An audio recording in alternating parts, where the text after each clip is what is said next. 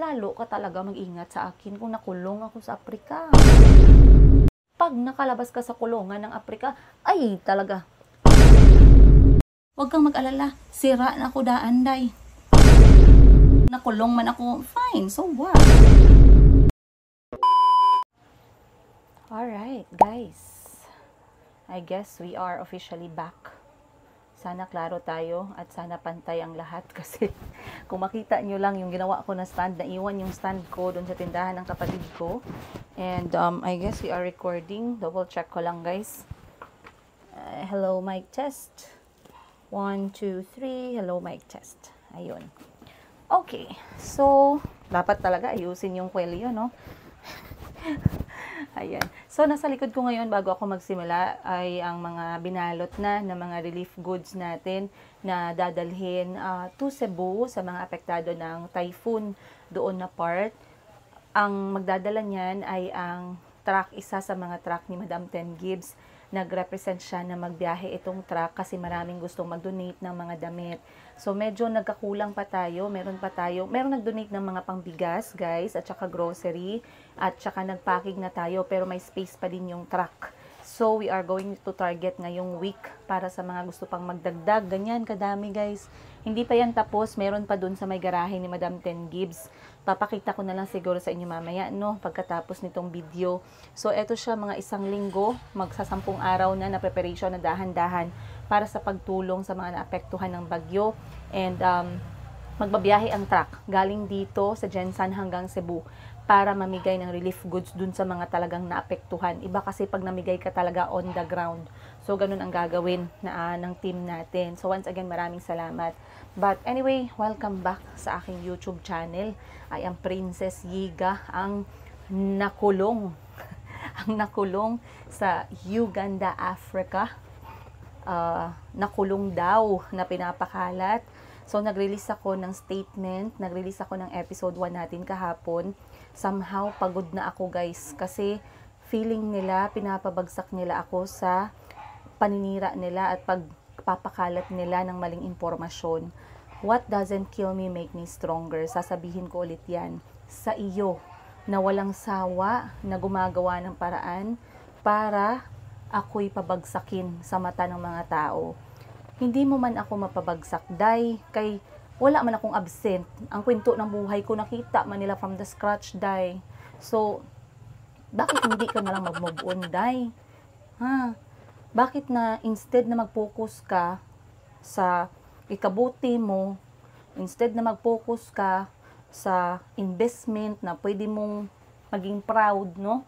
Kaysa magsira ka ng tao, hindi ko alam ilang tao ginasira mo, basta isa ako sa talagang gigil ka na hindi ko maintindihan.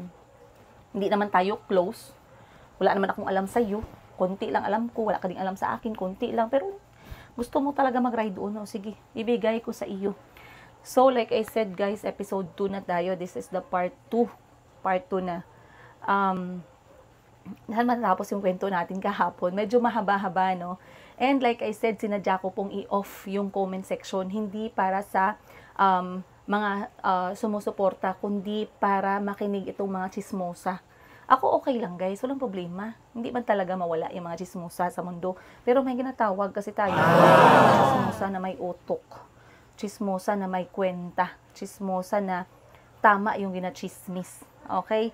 Chismosa na hindi oto-oto. Ibig sabihin, pag nakasagap ng impormasyon, mag-research muna. Okay? Pag nakasagap ng impormasyon, magbasa muna. Hindi yung kung ano yung headline na negative, yun lang yung gusto niyang kunin kasi yun yung madali machismis ng mga chismosa, mga musang na mga hindi mo alam kung ano ginakain nila sa umaga. Chismis sa umaga, chismis sa tanghali.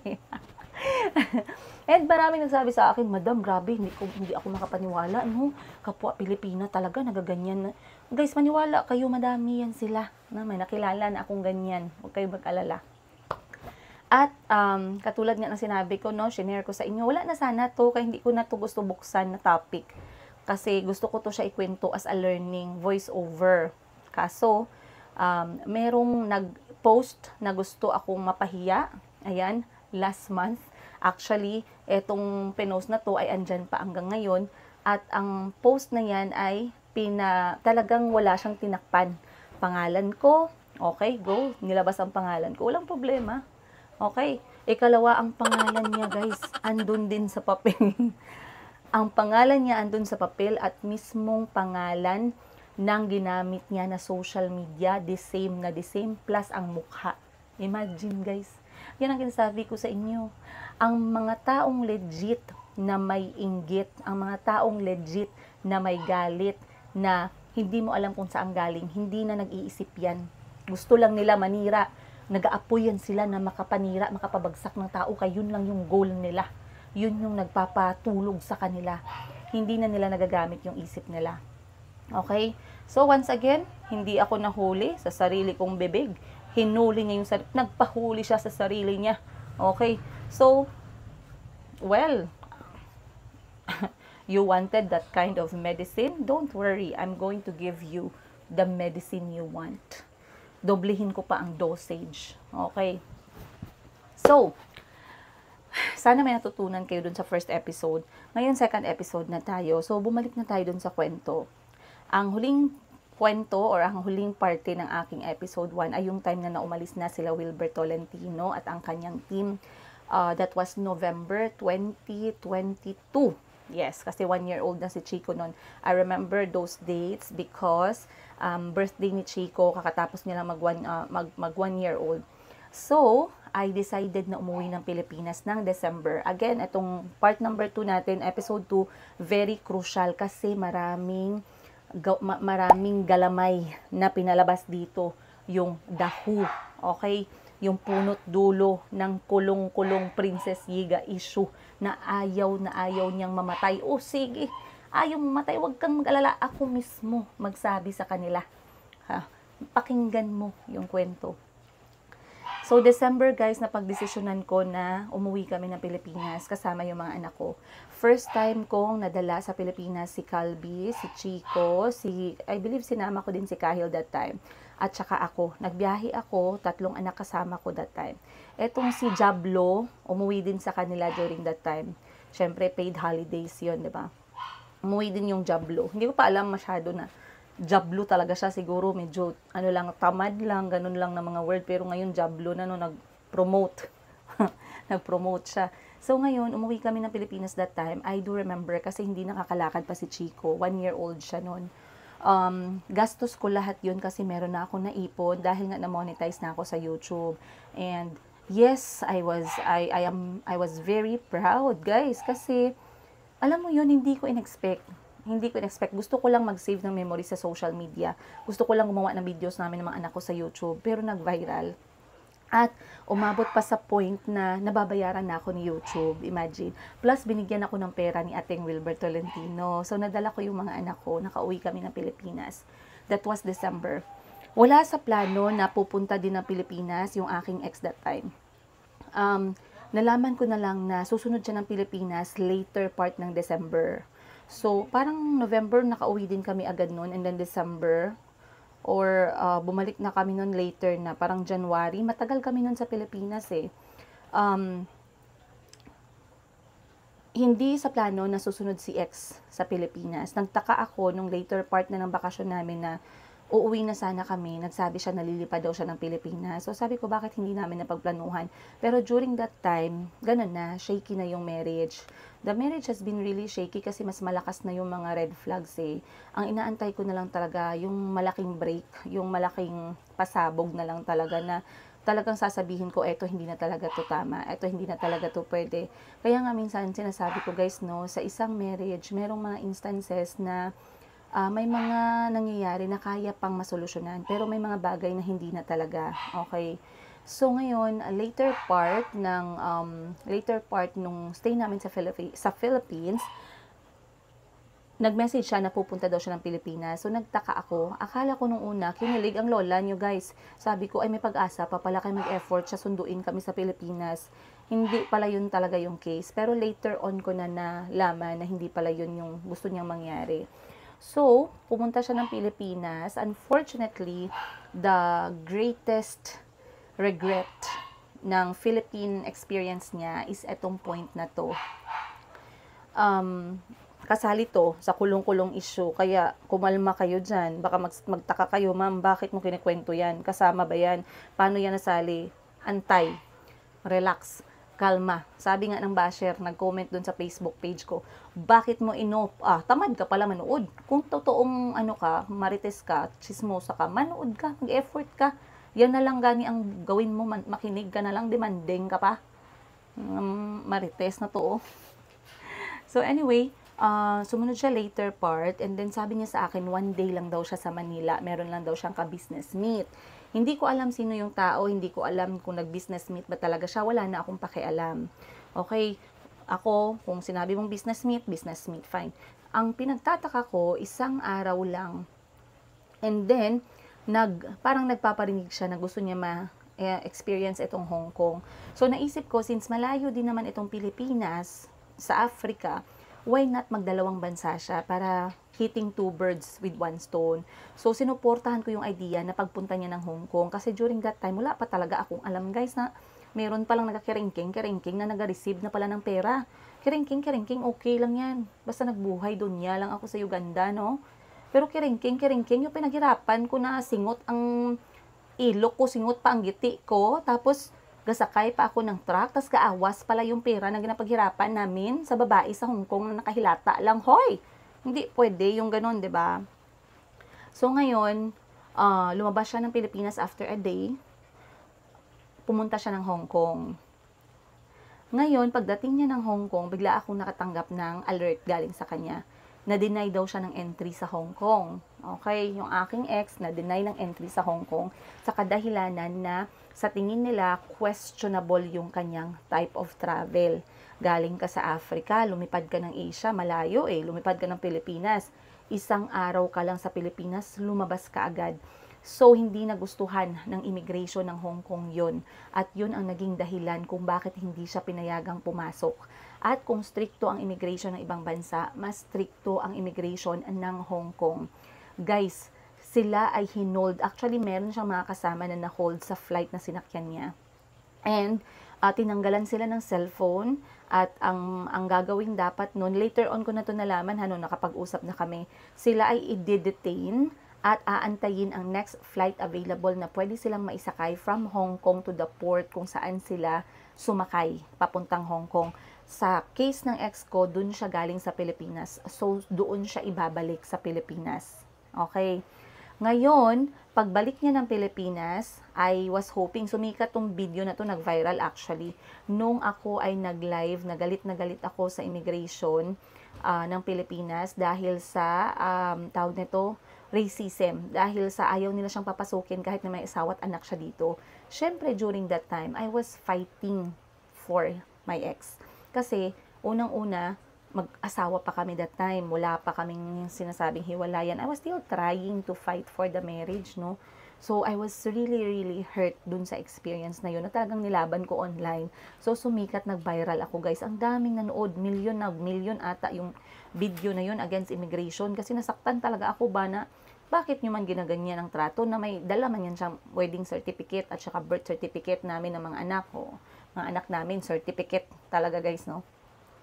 So, hindi yun enough. Hindi ko din alam anong nangyari. But for me, what I really, how I understood it, it was plain racism, and it was plain something, magic something, ganun. Kasi ang nangyari, paglapag niya ng Pilipinas, hindi siya nakaabot dun sa immigration cubicle, yung merong window na glass for them to decide na hindi na siya pwedeng makapasok. Doon pa lang pagbaba ng eroplano, pagpasok niya pa lang, habang naglalakad sana siya papuntang immigration, merong naka-uniform na nag-stop sa kanya to enter Philippines. Dinala agad siya doon sa waiting area. Kasi they asked him na mag-book ng another flight pabalik ng Africa kasi ayaw nga siyang papasukin ng Pilipinas. So anyway, let's leave that story kasi hindi naman yun yung focus ko. Long story short, hindi talaga siya pinapasok ng Pilipinas. Naghiram ako ng pera kay Madam Ten Gives during that time para i-book ang kanyang flight pabalik sa Africa kasi walang pera si lolo nyo dahil naubos dahil hindi ko alam saan niya gibigay dahil no? Hindi ko alam kung ilang babae, wala na akong pakialam. Basta ang alam ko may babae na tumanggap ng pera sa Hong Kong, pero binayaran niya naman ako. Dahil yun nga, sabi ko sa kanya, ibalik mo yan kay pang tuition niya ng mga anak ko dahil hiya ka naman ay, bika-bika ka lang tapos i-enjoy mo lang yung pera, ganun ba? Ganun yung atake ko ba? No? Again, hindi na ako magsabi ng pangalan, no? Kay Paz naman yon. So, pero itong babae na to naman, guys, kasali pa din yan siya sa kulong-kulong issue. Kaya ako ginakwento sa inyo yan. Napakalaking part ng mga yan sa kulong-kulong issue natin. So, ngayon, hindi kami nagkita. Na trauma yung aking ex. Ayaw nang tumungtong dito sa Pilipinas. Ayaw nang tumungtong sa Hong Kong. Na trauma siya kasi nakadetain daw sila sa parang, hindi ko alam ano, kung sa words niya pa, parang kulungan ba. Parang kulungan pero social siguro. Kinuha yung cellphone nila. So, hindi ko alam kung ano ba talaga yung totoong nangyari. I mean, you know, the legal part of that. Hindi kami nagkita. Umuwi ako, balik sa Uganda from Philippines. Dala ulit ang 3 anak ko. During that time, hindi ko pa alam noon na si Mayumi ay, wala pa si Mayumi noon kasi December eh. Magkasama pa kami hanggang May. Okay? Magkasama pa kami hanggang May. So, pagbalik namin ng Uganda, doon pa kami nakita. Hindi kami masyadong nag-usap, by the way, kung ano yung nangyari. Ang pagkakaalam ko lang talaga ay na-trauma siya at ayaw niya nang bumalik dito sa Pilipinas dahil doon. So, we forgot about that. I took it plainly as a tourism regret na failure siya. Na tourism talaga yung pinunta niya sa Hong Kong. Pero, alam nyo, may mga bagay na mag-make sense later on na lang, 'di ba? So, my life continued as Princess Giga. Nag-manage ako ng maliliit namin na negosyo. I was there for my children. Minamaneho ko yung mga anak ko, morning, sinusundo ko sa hapon. Nagva-vlog ako. January, February, March, April, vlog ako ng vlog doon. Doon yung mga point, I believe, na na-hire ko si Timothy at saka si Joseph. So, si Timothy ay ang aking driver, while si Joseph naman ay ang aking assistant. Bakit kailangan mag-hire ng driver? Kasi nag-vlog ako at nag-edit that time. Hindi maintindihan ni Joseph yung videos ko kasi Tagalog, so hindi niya ma-edit. Pero maganda ang role din ni Joseph that time kasi ang role niya is para i-guide ako sa mga local places at mag-translate para sa mga hindi makaintindi ng English. So, Joseph's role as an assistant is very crucial, was very crucial. Si Timothy naman, napaka-experience niya sa mga daan ng mga local kasi syempre, ang trabaho niya before applying for personal driver is also driver sa mga tourist. So, at that point kasi parang na-hire ko si Joseph 4 months eh. And then si Timothy parang 5 months lang ata. Then, umalis na kami ng Uganda. January, February, March, April, ginugol ko yung oras na yun, guys, para makilala ko pa yung Uganda. Kasi sabi ko, ayokong, if ever man umalis kami ng mga bata sa Uganda, ayokong umalis kami na hindi namin nakikita yung mga lugar sa Uganda since nandun na lang kami. So, ang dami naming nagawa during that point of 4 months. If maaalala ninyo, madami kaming pictures, madami kaming videos together na ako lang at ang mga anak ko ang kasama ko. So, at that point, guys, no, kasi pinanganak ko si Chico, ako lang din mag-isa eh. Pinanganak ko si Chico, ako lang din mag-isa kasi kahit na alam ng ex ko na kabuanan ko na at manganganak na ako sa week na yan, nag-book pa din siya ng ticket papunta ng Tanzania. Okay? Nag-book pa din siya ng ticket papunta ng Tanzania. So, I remember I gave birth to Calbi alone sa Thailand. I gave birth to Chico alone kahit nasa Uganda na ako. Kasi sabi ko, baka sa Thailand, hindi lang siya makapunta. Sige, okay, go. Pero nasa Uganda na ako, guys, wala pa din. Bagsak pa din talaga ang madlang pepol, no? Sa kanyang presence. Walang presence, absent, ganon. So, sabi ko, okay. Sige. So, I traveled with the children. Ang pinagtataka ko lang is, madami din siyang break na kasabay ng break ng mga bata. Pero hindi siya nagbubook ng hindi siya nagpaplano ng trip. So, sabi ko, hindi na talaga. Hindi pwede na ako lang yung mag-fight sa marriage. Ganon yung aking stand that time. So, hinayaan ko lang. Pero nagpe-pray na ako that time, guys. And then, sunod-sunod na din. Nagsimula na din akong mag-ipon dun pa lang sa moment na before ako hinire nila Wilbert Tolentino. Kasi sabi ko sa sarili ko, pangarap ko magkaroon ng bahay sa Pilipinas kahit isa lang. So, sinabihan ko si ex na gusto ko ng isang bahay sa Pilipinas kasama na pwedeng tirhan namin ng mga bata pag nandito kami, pero hindi siya supportive dun sa idea. Sabi niya, bakit pa daw kailangan ng bahay sa Pilipinas? Hindi naman daw kami dito nakatira. For me, that is not an excuse. Philippines is Philippines. Pilipino yung mga anak ko. Kailangan nila ng bahay dito sa bansang Pilipinas. Ganun talaga yung stand ko. So, nung nakita ko na hindi siya supportive, nagsimula na akong mag-save. Nag-save talaga ako, guys, ng pera during that time. Sabi ko, baka umabot sa point na kailangan namin ng mga bata to kasi hindi na maganda yung marriage. Marami ng mga disrespect, madami ng mga signs na hindi ko na maintindihan bakit ganun. Kini-question ko na yung treatment sa akin na baka over lang, baka OA lang ako, baka mali lang yung reaction ko. Nagsimula nang makapansin yung mga anak ko. So talagang naging I was so focused on saving during that time. And then nagsimula na ako mag-pray. Nag-pray na ako nun palagi. Sabi ko, Lord, alam mo yung intensyon ng puso ko, bakit ako nandito sa Uganda. I wanted to start a family. Now I have the family. I wanted to make this family's dreams come true by working at least and by having a partner. So, dun sa partner na part, na-feel talaga ako dun, guys. Kasi all that time na nasa Uganda ako, it was just a very short time, no? Na na-feel ko na may partner ako. But then, the longer part of that, wala ako na-feel na partner. Parang mag-isa lang ako. Parang nandun lang ako para maghanap ng pera. At nandun lang ako para mag-alaga ng mga bata. Yun lang yung naramdaman ko talaga, guys. So, sabi ko, Lord, nasa tamang, nasa tamang lugar ba ako? Lord, nasa tamang tao ba ako? Kasi kung hindi, Lord, pakita mo na sa akin ngayon pa lang. Kasi, ang mga anak ko, ang buhay ko, hindi ko kaya na magkamali ako at sila yung nakasalalay. Okay? So, naghingi talaga ako, sabi ko, Lord, bigyan mo ako ng sign na, yung sign na yan, hindi ko na talaga i-question. Yung sign na yan, pakita na talaga sa akin na kailangan ko na talagang kumalas immediately. And then, nangyari, yung nangyari nga, which was May 14th. I will never forget the time. May 14th yun siya dahil Mother's Day. Ako pa ang nagsabi sa kanya na Mother's Day, anong plano mo? Kasi natawagan niya na lahat ng kaibigan niya, nag-Mother's Day na siya and everything. Pero ako, wala man lang nasabihan ng Mother's Day, tapos walang plano. Tapos, bigla siyang nagalit pagtanong ko ng ganun, no? Parang napilitan pa siya na mag-Mother's Day kasi nagtanong ako sa kanya kung anong plano. Kasi guys, lahat ng mga event sa buhay namin mag-asawa at lahat ng event sa buhay ko was not celebrated. Lahat lang ng event sa buhay niya, yung sinelebrate ko at ng mga bata. Father's Day, birthday, Muslim holidays, lahat appreciated siya, talagang nag-effort, DIY, gawa ng cake, gawa ng cards, gawa ng video message, lagi kong tinuturuan yung mga bata ng ganyan. Pero sa akin, jogsak, wala talaga guys, zero, kahit birthday, kahit anniversary, kahit Valentine's, kahit isang tangkay ng volak, wala guys. So ngayon,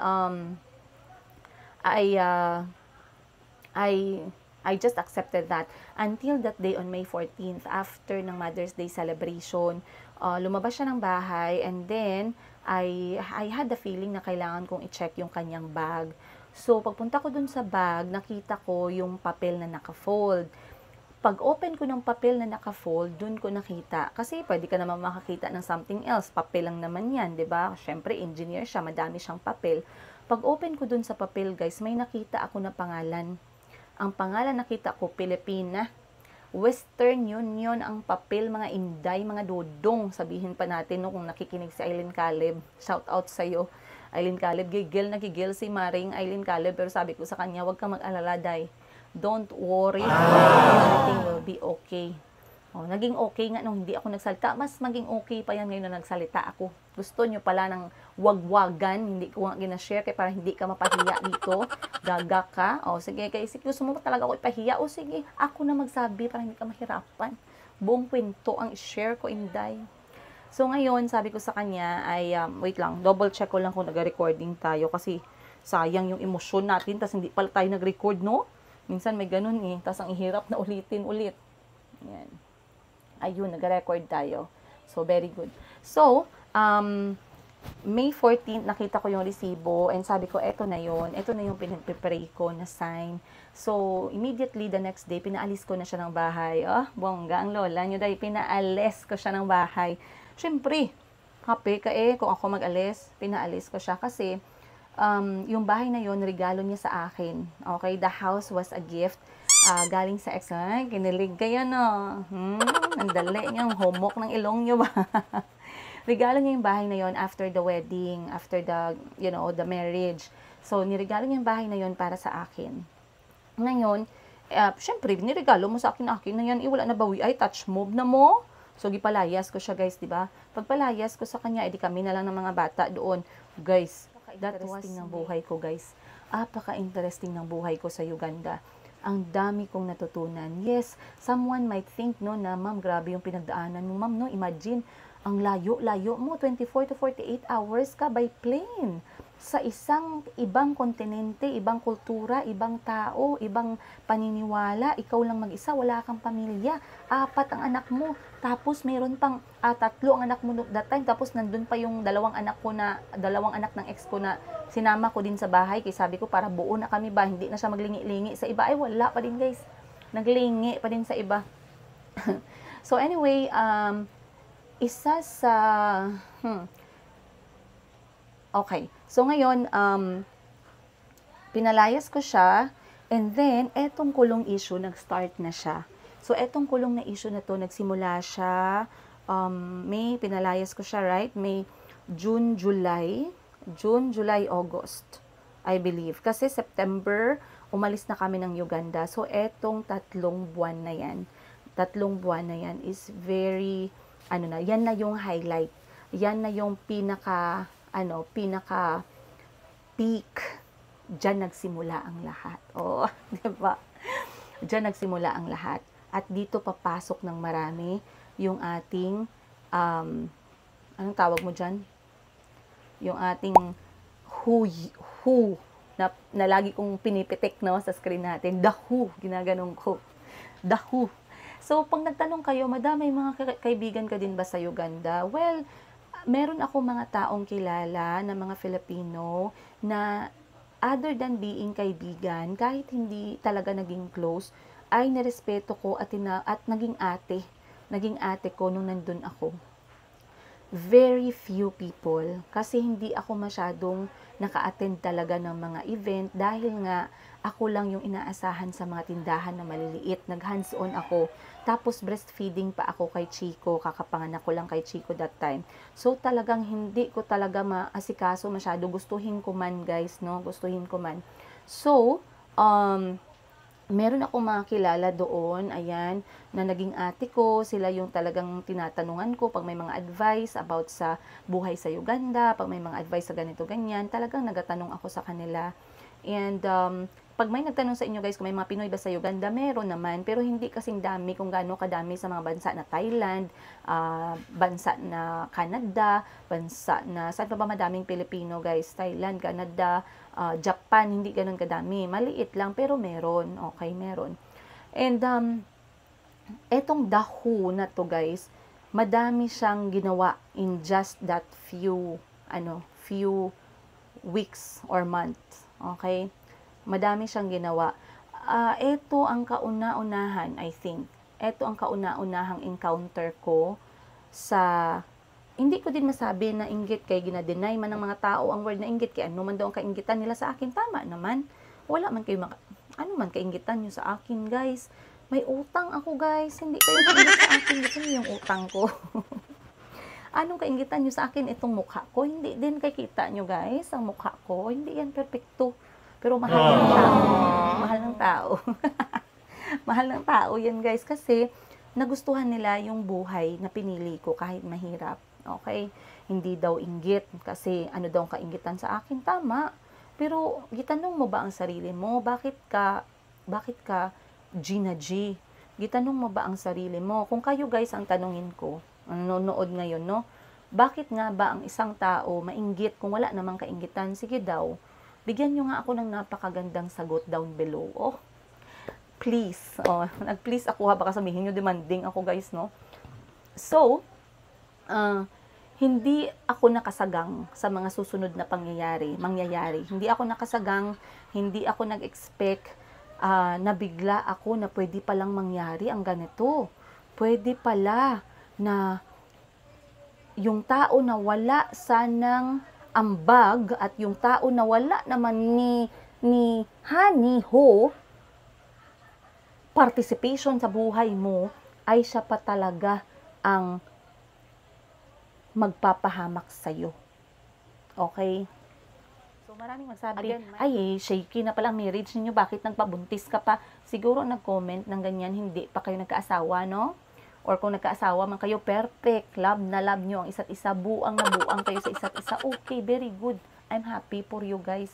Pero, merong mga marriage na kahit na shaky na, ginagampanan natin yung ating, ginagampanan natin yung ating responsibilidad sa ating buhay pag-aasawa. Hoping na maayos pa. Araw-araw hinuhope mo na maayos pa. Okay? Tsaka asawa ka eh. Wala ka namang ginaisip na,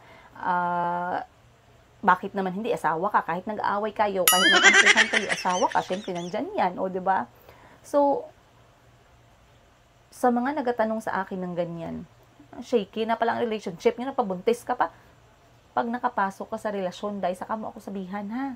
Pag nakapasok ka sa pagbuhay, asawa, saka ka magsalita, huwag ka magputak na hindi ka nagagamit ng utak. Kaya maraming buhay mag-asawa, yung maganda lang tingnan sa labas. Maraming buhay asawa, yung hindi mo sila nakita magkasama, pero in love sila sa isa't isa. So what I'm trying to say is, hindi nyo alam ang struggle ng buhay mag-asawa. Okay? Let's not go to that part kasi napaka-chipipoy, guys. Parang mga 80-80 tayo pag ganyan ang mga tanungan natin, mga atake natin ba. Lakas maka 80-80 ba. So, unless naka-experience na kayo, then you can actually share your experience in a proper way, no? Hindi yung, ay, shaky na pala yung marriage, yung pabuntis kapag ganun ang atake ng mga, mga musang. Ganun na. May imagine ko sila ganun ang kanilang style, no? So, the next things, medyo nakalimutan ko ang date kung kailan ba ako nagpa-UK. Kasi nakapunta pa ako ng UK. I think that was before we left Uganda. Kasi umalis kami ng September. So, May naghiwalay kami. May, June, July, August, September. Merong 4 months. So, between this month, ito yung pinaka-highlights talaga ng kulong-kulong issue. And I am going to share you this, mind you. Kasi I want you guys to be careful. I want you to be vigilant kung sino yung mga tinatawag ninyong tao sa paligid ninyo. Nasampal ako isang beses ng aking ng jablo. Okay? Nasampal ako ulit ikalawang beses, another jablo, you guys. Kailangan nating, I learn from my mistakes to the point na talagang aminado ako, kasalanan ko kung bakit nasampal ako ng ikalawang jablo, kinagat yung aking kamay ng ikalawang jablo, guys, kasi pinalaki ko ang ulo niya. Tapos tinapos ko yung tinapos ko yung kanyang guni-guni, ang mga guni-guni sa kanyang utak. So biglang galit ang jablo. So guys,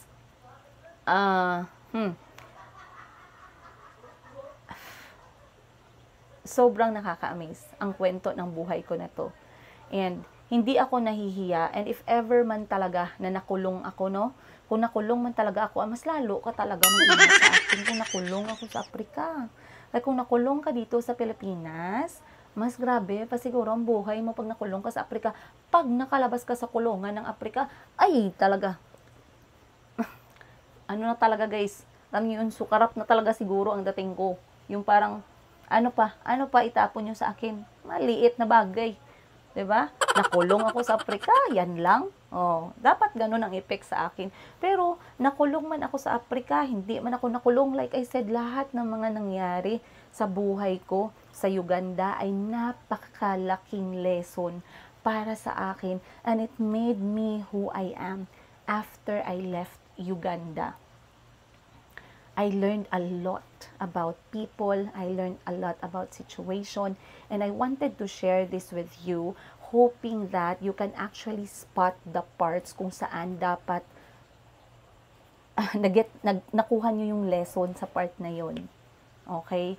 Hindi lamang sa marriage, hindi lamang sa pera, kundi pati na rin lalong-lalo na sa mga taong pinapayagan nyong pumasok sa loob ng buhay nyo, sa loob ng bahay ninyo, at sa loob ng kusina ninyo, lalong-lalo na pag binigyan niyo ng kwarto.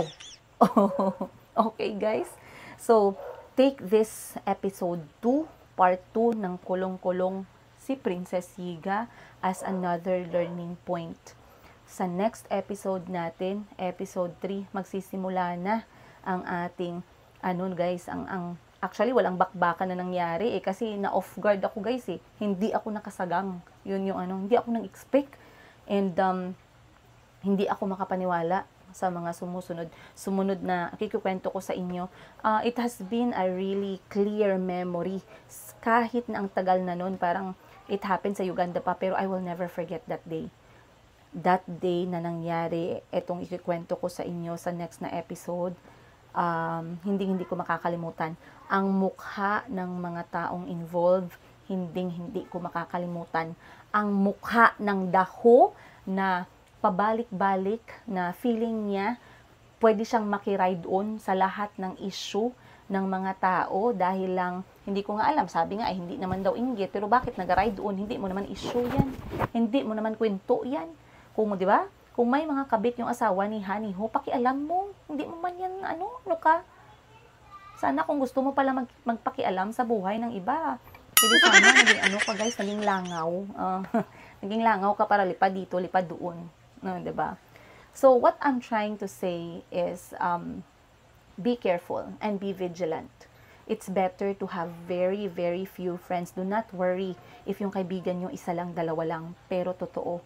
Okay? At huwag kayong maniwala sa mga taong concern. Huwag. Sabihan ko kayo, madaming napahamak niyan sa episode 3 natin, part 3. Nagbalat, tupa. Pero I'm just using metaphor here, guys, no? Like I said, hindi ko kailangan magbulgar ng pangalan at ng tao kasi mismong tao na to ang nagbulgar sa sarili niya at it actually it's a good thing. It's a good thing. Ang dami nung natulong sa mga susunod na mangyayari sa buhay-buhay. Hindi ko alam. Ay, nagtulong doon, nagpack ng damit. Doon kadaan sa kabila. Nagpack siya ng damit. Yes. So, anyway guys, I think that's it. Time check natin, 9:18. Babalik na po ako sa pag-iimpake ng ating relief goods na ibibigay natin sa Cebu. And, maghunos dilik. Nandun sa gilid. Puntahan mo doon. Doon, sa may malapit sa billiard table. Hanapin mo lang, ask them. Nakalimutan ko na tuloy. Kaya nakat na naman ako ni Calvi. But what I'm saying is, yes, sa taong involved, if makita mo to, if kaya mo to panoorin, huwag kang mag-alala, hindi ko makakalimutan yon. So, kung gusto mo ipa-remind sa tao, tulungan kita. This time, hindi lang papel ang ipakita ko sa kanila, kundi buong kwento, lalo na yung mga naramdaman ko ng araw na yun, yung mga emosyon, hindi ko talaga ang dami guys, sa taong involved, huwag kang mag-alala. 'Di ba ito yung gusto mo? You have been trying to humiliate me in public. Simula nung nasa Uganda pa lang ako hanggang ngayon na andito ako sa Pilipinas, nagtagumpay ka ba? Hindi ako nahihiya. Huwag kang mag-alala. Yun ba ang purpose mo? Na mapahiya ako, masiraan ako, masira ako? Huwag kang mag-alala. Sira na ako daanday. Wala ka nang sirain pa sa akin. Kasi alam ng tao, ganito talaga ako, day. Kung nakulong man ako, fine. So what? Kung nakulong ako, 'di ba? Pero, magkaalaman tayo sa episode 3. Okay? So, ayan ha, pinadali ko na yung trabaho mo. Hindi mo na kailangan magkwento kayo. Nakita ko yung mga comment niya, guys. Ganito kahaba, guys. Pag i-print mo yun sa papel, ang kabot-abot siguro yun. Buong A4 na, kinwento, guys. Nagkwento pa talaga. Totoong pangalan ang gamit. May mukha pa. Nagkwento ng buong buo. Huwag ka mag-effort. Hindi ka na mahirapan. Ako na magpinto para sa iyo. Kaya ang araw na yun, never ko makalimutan sa buhay ko. Ang mukha mo, never ko makalimutan. Ayan guys. Okay, marunong naman tayo magpatawad. Kung magpatawad lang. Pero sino nagsabi about limot-limot? Walang limot-limot yan. Itaga yan sa papel. Itaga yan sa bato. Taga yan sa bato, no? So, again, it has taught me lessons, like I said. And, I promise you, sa lahat ng episode na to, hindi siya, well, some people might even say it's, toxic or negative. Pero, ang daming lesson. Ayun. So, maraming salamat, guys. Maraming salamat. Dun lang muna ang episode 2 natin. Chismisan nyo ako kung anong naramdaman nyo, ha? Lagay nyo dun sa Facebook. Punta kayo sa Facebook natin, Tindera sa Africa. Dun nyo ako chismisan. At sa ano, kanina may nakita ako nagtag ng pangalan. Hoy! Ikaw, nagtag ka ng pangalan. Problema mo yan. Bahala ka. Basta ako, hindi ako nagsabi ng pangalan. Kay alam niya kung sino siya. Kaya siya mismo nagpakilala sa sarili niya. Nakita niyo yung mga kwento niya, guys. Kung nabasa niyo yung kwento niya, nagpakilala siya doon. Ako si ganito, ako si ganyan. Ako mismo yung ganito, ganyan. Tama yan siya. Amo na sa. Matalino ka din ba? Huwag masyado punuin ng galit yung dibdib mo kaya hindi ka makaisip. Okay? Isip-isip din pag may time. So, huwag ka magalit kasi pinadali ko na yung trabaho mo, di ba? Dapat nga magpasalamat ka pa sa akin eh. Kaya hindi mo na kailangan i-chismis. I-chismis ko ang sarili ko. I-chismis ko ang buhay ko dahil kalma ka lang ko. Okay. So, maraming salamat you guys. Again, that's the end of our episode number 2. So, sabi ko, promise ko sa inyo, ikot ko kayo saglit. So, ayan na. Yung mga relief goods natin. Ito naman ang aking DIY na stand. Then, punta tayo dito. May mga bigas at may grocery, pero wala pa dito. I-deliver pa lang. So, punta tayo dito na part. Magising pa yung mga tao. May bigas dito na part, guys. Medyo madilim na kasi nag-lights off na sila. So, dala ko si Bunny tsaka si Hana kasi tumutulong din sila sa pagpack. Ayan, oh. Si mama ko andyan na din. Time check, mag-aalas 10 na. Ayan. Ang ganda pa ng mga damit. Very good. Ganyan, magbigay. Ano man yan, bihisan nyo yung taga Cebu. Baka mabuntis na naman yung mga asawa. Kaya ang ganda at ang sexy naman ng mga damit. Wow, si Bunny. Hindi ka siya. Day, para yan sa sexy, Day. Mapasexy ka pa konti, Day. Alo! Ay! Sexy lang po na. Ay, may bra. Be, patingin eh. Uy, may bra. May bra si Bonnie. So, other than damit, guys, merong bigas, merong mga grocery, mas madami yung damit, nag-donate ng damit talaga. So, like I said, kung sino pa sa inyo yung gustong mag-abot para sa bigas, guys, kahit 1,000, isang sakong bigas, that is 5 packs ng 5 kilos. So, kung gusto ninyo, 5 pamilya yung makatanggap, isang sako yon, 1,000. Kung gusto niyo naman, 10 tao, syempre, 2 sako yon, 2,000, and so on and so forth. Bali 5 kilo kada supot yung ating ipapak, and every pamilya makakatanggap doon sa pinaka natamaan talaga ng typhoon. Ayun. At si Madam Ten Gibbs nagpapahinga na, guys. Sobrang pagod na pagod siya, drained na drained siya dahil ang dami-dami niyang iniisip. So Lord, pinipray ko ang buhay ng kapatid ko, yung kalusugan niya, gabayan niya siya, na sana po siya ay maging okay mentally, physically, emotionally, spiritually, at lalong-lalo na financially, Lord. Kay wala na siyang malibre sa amin, no? May nag-comment nga, freeloader lang ba talaga kayo ni Madam Ten Gibbs? Yes. Inggit ka? Gusto mo din freeloader? Hindi na pwede, madami na kami dahil wala na kami space para sa'yo. Alright guys, maraming salamat once again. Much love, Princess Yiga. See you sa part 3 ng Kulong Ka, Princess Yiga.